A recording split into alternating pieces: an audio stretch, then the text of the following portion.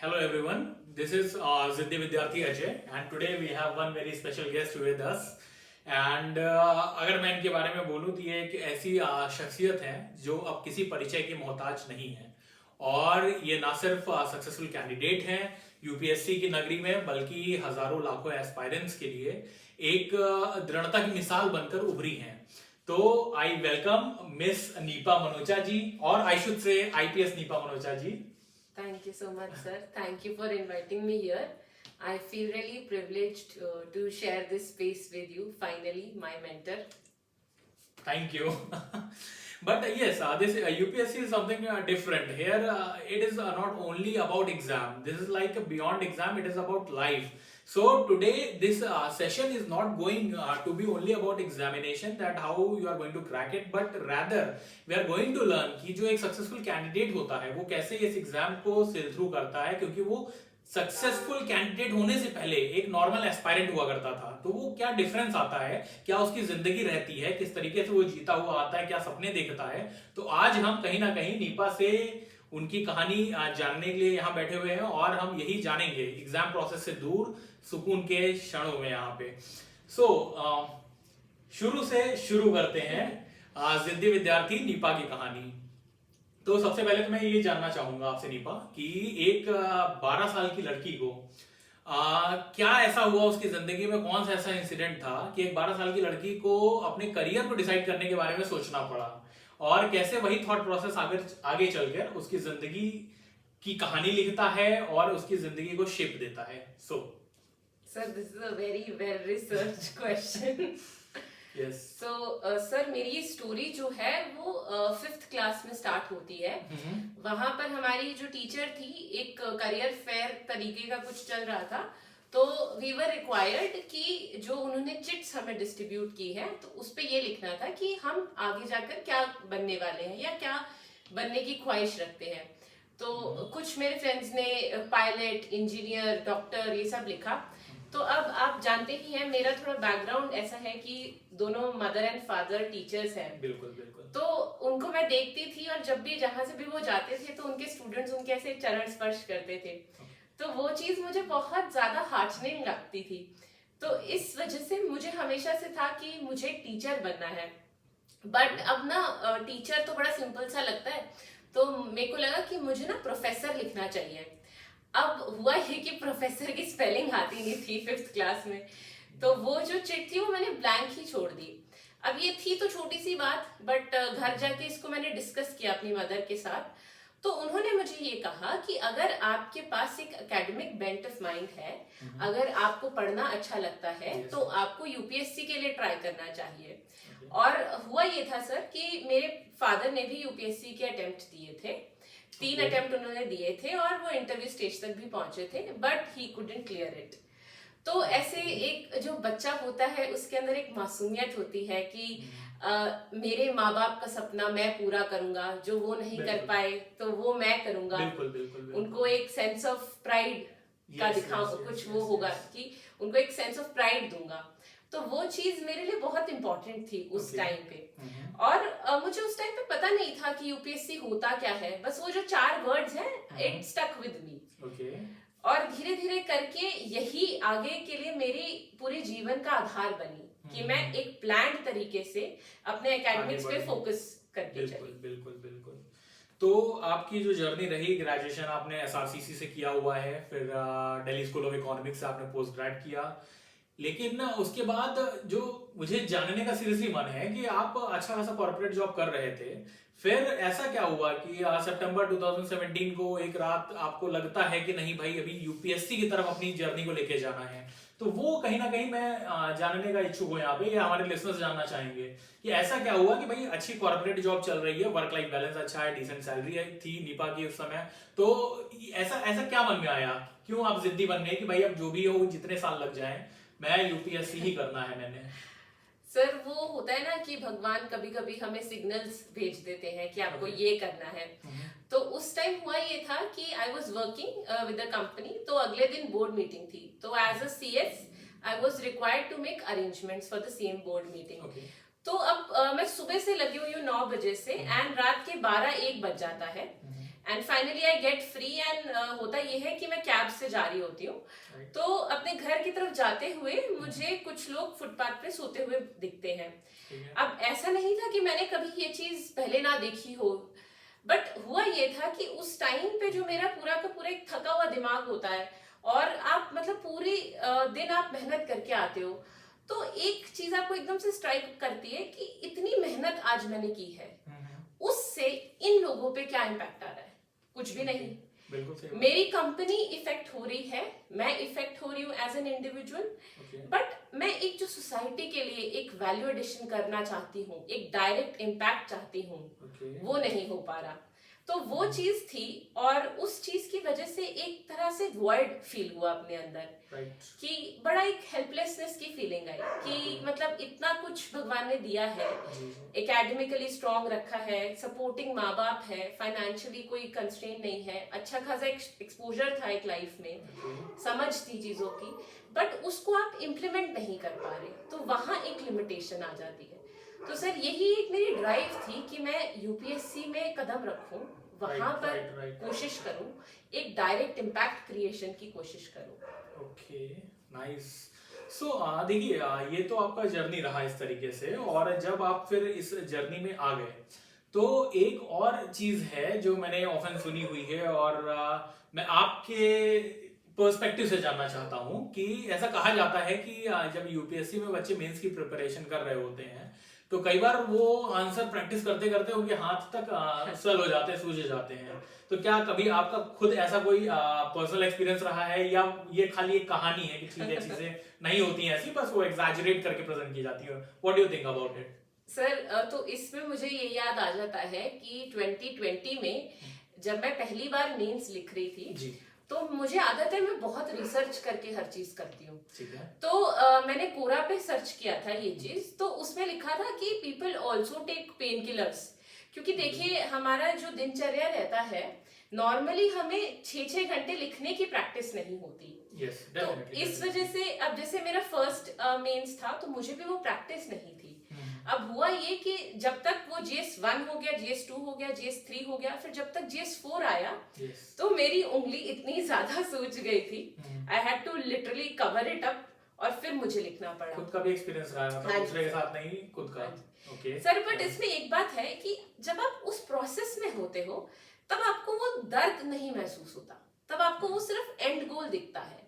और ऐसे ही जैसे हमारे इंडिया में इतने सारे स्पोर्ट्स पर्सन हैं, तो वो जब देश के लिए खेलते हैं तो उन्हें अपनी इंजरी नहीं दिखती, उन्हें ये नहीं दिखता कि वो उनको चोट लगी है या उन्हें दर्द हो रहा है, उनको सिर्फ वो मेडल दिखता है। तो सर वही एक जो भावना, एक पैशन होता है कि किसी भी फील्ड में आगे बढ़ना है, तो चाहे यूपीएससी हो या स्पोर्ट्स हो, आप मेहनत करते हो, और ऐसा ही मेहनत कहीं ना कहीं आपने भी की, और बाकी एस्पायरेंट्स जो इस बार के सक्सेसफुल कैंडिडेट्स हैं उनको भी विशेष इस जिद्दी विद्यार्थी की तरफ से, तो वो कहीं ना कहीं मतलब हर जगह वो मेहनत ही काम आती है, मतलब मांझी बने बगैर पत्थर नहीं टूटता। बिल्कुल सर, बिल्कुल। ओके। तो इसमें एक चीज और है जो बहुत ही ज्यादा झकझोरने वाली भी है, लेकिन इंपॉर्टेंट भी है समझना, कि आपको 6 साल लगे, 6 साल 5 अटेम्प्ट, लेकिन फिर भी आपकी वो हिम्मत कैसे बनी रही? मतलब डिड यू एवर थिंक कि भाई अभी नहीं करना, भी हो गया, अभी छोड़ देते हैं इसको? सर ये एक बार नहीं, बहुत बार लगा, क्योंकि जैसे मेरा 2020 में इंटरव्यू स्टेज आ गया था, पर फाइनलिस्ट में मेरा नाम नहीं था, और उसके बाद फिर 4th अटेम्प्ट में प्रीलिम्स ना क्लियर कर पाना, तो इंसान अपने ऊपर ही डाउट करता है, उसको लगता है कि whether I am worth the process और not. But sir I want to say कि ये टाइम कंज्यूमिंग प्रोसेस है, और कभी कभी हमें ब्रेक लेना भी चाहिए। जैसे मुझे कभी कभार लगता था कि मैं क्यों कर रही हूँ ये, बट एक इवेंचुअल होता है कि हमें एक बिग पिक्चर को देखना है, हमें अपने गोल को देखना है आगे। और उस टाइम पे जब मुझे लो फील होता था तो I used to go for walks with my mother, कोई मूवी देख ली, थोड़ा डिस्ट्रैक्शन क्रिएट कर लिया, और फिर नेक्स्ट डे से डबल एनर्जी के साथ वहीं पे लग गए। तो सर ये तो चलता ही रहता है, क्योंकि ये बहुत लंबा प्रोसेस है। UPSC is not a sprint कि आप एक जंप मारोगे और done, it is a marathon. आपको कंटिन्यूसली एफर्ट्स करने हैं, आपको कंटिन्यूसली भागना है। You should have your eyes on the prize, which is national service. Nice. So, when you're talking about this national service, so you must have had a great deal of sacrifices or determination that you have shown to reach this stage successfully. So, tell our viewers or the people out there who are listening to a young and dynamic IPS officer, would be IPS officer who is selected right now, but yes, joining letter is not there right now. So, I think after that only you'll be joining the services. So, tell us about the sacrifices that one aspirant makes, like for getting into this services. Sir sacrifices की बात करें तो I don't think कि उसको डिलिनेट किया जा सकता है इन नंबर ऑफ सैक्रिफाइसेस हैं. फैमिली लाइफ को सैक्रिफाइस करना पड़ता है, सोशल मीडिया प्रेजेंस को सैक्रिफाइस करना पड़ता है, फ्रेंड्स के साथ टाइम को सैक्रिफाइस करना पड़ता है, even the luxury of taking out time for yourself, for your health. और उस चक्कर में कभी कभार क्या होता है कि हमारी फिजिकल हेल्थ और हमारी मेंटल हेल्थ बहुत ज्यादा इम्पैक्ट हो जाती है. तो ये सैक्रिफाइसेस तो लगे रहते हैं. और on a lighter note sir, मैंने तो ये भी देखा है कि बहुत लोगों ने अपने बालों का भी सैक्रिफाइस किया. People have turned bald in the stress of the process. Good observation. ये definitely देखिए होता क्या है ना कि बहुत ही ज्यादा stressing situation होती है, because you have your whole youth in front of you and you are giving everything for this examination, and in that obviously failure is imminent. Like वो लगातार लगा रहता है, किसी ना किसी स्टेज पे लगा रहता है. There is hardly like 7% or 8% people जो पहली स्टेज में ही यूपीएससी क्वालिफाई करें, और बाकियों को कम से कम 2 से 3 साल मिनिमम लगता है. तो उस स्टेज में ये लाजमी है समझना कि कहीं ना कहीं उनको दिक्कतें ये आती रहती हैं. बट सर इसमें सैक्रिफाइसेस भी वर्थ इट है. ओके. क्योंकि जिनके मकाम ऊंचे और मस्त होते हैं उनके इम्तिहान भी जबरदस्त होते हैं. नाइस. लेकिन अगर मैं इसकी बात करूं यहाँ पे, जब आपने ऐसा बोला कि उनके इम्तिहान जबरदस्त होते हैं, जैसे आपने ये बहुत ही खूबसूरत सी बात कही यहाँ पे, लेकिन इसमें एक बहुत इंपॉर्टेंट पहलू है कि जिस दिन यूपीएससी का रिजल्ट निकलता है मैम, तो उस दिन 1000 घरों के तो चिराग जलते हैं, लेकिन उन लाखों विद्यार्थियों की कोई बात नहीं करता है जो उस दिन असफल हो जाते हैं और किसी स्टेज पे बाहर होते हैं और वो फिर से किसी ना किसी गुमनामी में चले जाते हैं. तो मतलब क्या ये एग्जाम कहीं ना कहीं उन टैलेंटेड या मेधावी छात्रों की जिंदगी के साथ ज्यादती नहीं है? मतलब आप इसको कैसे देखती हैं? सर बिल्कुल, ये बहुत बड़ी हार्श रियलिटी है कि जितने लोग सक्सेसफुल होते हैं जी, उससे कहीं ज्यादा उस लिस्ट में अपना नाम नहीं देख पाते. बिल्कुल. मेरे साथ भी सर यही हुआ था 2020 में. तो my world came crashing down for me. But sir मुझे ऐसा लगता है कि जो यूपीएससी है that is a crash course on life itself. कि अगर आप इतनी मेहनत करके इतने मुश्किल पड़ावों से पास कर जाते हैं तो फिर आपको कुछ मुश्किल नहीं लगता इस दुनिया में, इस जीवन में कुछ मुश्किल नहीं लगता. और मुझे ऐसा लगता है कि sir UPSC can delay your selection, it can not deny it. अगर आप लगे हुए हैं, जी जान से लगे हुए हैं, तो आज नहीं तो कल यूपीएससी को सिलेक्शन देना ही है. बट अगर ऐसा होता है, गॉड फॉरबिड, अगर ऐसा होता है कि आप नहीं, यू आरंट गेटिंग थ्रू, तो फिर सर मुझे ऐसा लगता है कि जो यूपीएससी की जर्नी है वही एक इंसान को बहुत कुछ सिखा देती है. Okay. तो वो जो लाइफ लेसन्स है, वो लर्निंग्स है, he can incorporate that in his life और हिज और हर लाइफ. तो ये बहुत इंपॉर्टेंट एक जर्नी है. तो इसको इस तरीके से देख सकते हैं कि भाई आपका अगर सिलेक्शन नहीं भी हुआ है तो आप फिर भी जीवन में कहीं ना कहीं आगे बढ़ सकते हैं, और with that learning you can still make an impact, and if not an impact then definitely you can contribute to the well-being of your family and yourself. Right. So there is nothing like कि हमको हताश होने की जरूरत होती है life में, हमें हमेशा आगे बढ़ते रहना चाहिए. That's what we have learned through this journey, I guess, right? And you have been a successful one, so congratulations again. So further आगे जानते हैं. अब जब आप सक्सेसफुल एक सिविल सर्वेंट बन गई हैं, तो क्या अभी भी कोई ख्वाहिश ऐसी है कि जो अभी पूरी होने को बाकी है, या कोई ऐसा चैलेंज जो आप फोर्सी करते हो कि भाई आगे चल के पूरा करना है? What do you think? Sir honestly बताऊं तो अभी तो बिल्कुल शुरुआत है ये. Okay. ये तो सिर्फ एक एंट्री थी आपकी इम्पैक्ट क्रिएशन में. तो सर इसमें मुझे कुछ लाइनें याद आ रही हैं. अच्छा, okay. कि अभी तो अपनी पहचान बनानी बाकी है, अभी तो जिंदगी के इम्तिहान बाकी है, नापी है अभी मुट्ठी भर जमीन, अभी तो पूरा आसमान बाकी है. तो सर ये जो थॉट है कि लगे रहना है निरंतर अपनी ड्यूटी पे, अपनी सेवा पे, जी, आगे चल, वो बहुत इम्पोर्टेंट है. ओके, तो मतलब इट इज नॉट अबाउट कि एक जर्नी यहाँ पे आके रुक जाती है, this like a continuous journey में थ्रू आउट लाइफ चलनी है चीजें, your lifestyle would be like that, you are now the responsible one for other the well-being of other people. Sir, the journey has just begun. The journey has just begun. Well said, I guess. Well said, yes, definitely. So अब जब इसी में मैं आगे देख रहा हूँ, तो इस बार जब रिजल्ट आए आपके 2022 के मैम, तो फिर around 30% of the selected candidates are women. Right. And which clearly shows that India is progressing on gender equality front. Definitely. So how do you see this growth? Like this is a really positive growth. So how do you see it?